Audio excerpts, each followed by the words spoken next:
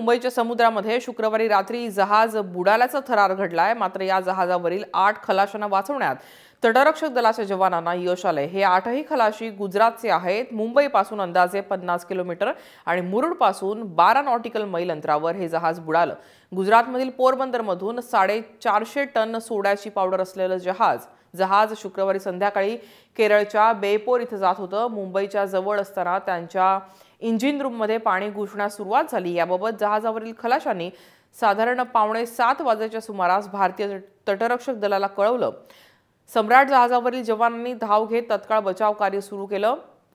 लगेच सागरी बचाव समन्वय केंद्राने घटनास्थळापासून 14 नॉटिकल मैलावर असलेल्या हॉर्स फ्रेम या जहाजाशी संपर्क साधला आणि सम्राटवरील जवान आणि हॉर्स फ्रेमवरील जवानांनी बचाव मोहीम राबवली आणि त्यामध्ये 8ही खलाशांना वाचवण्यात यश आलंय।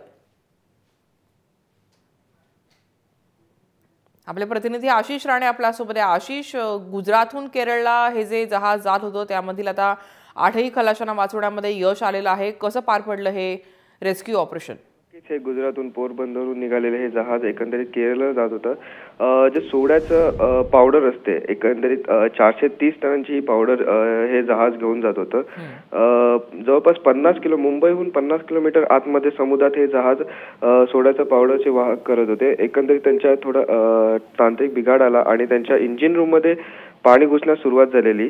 जवळपास हे संध्याकाळी 6:45 वाजताच्या सुमारास या खलाशांनी तटरक्षक संपर्क साधला आणि त्यांना बचावासाठी मदत मागितली आणि लगेचच तटरक्षक दलाने बचाव करून 8ही खलाशांना वाचवण्यात तटरक्षक दलाने यश आलेलं आहे।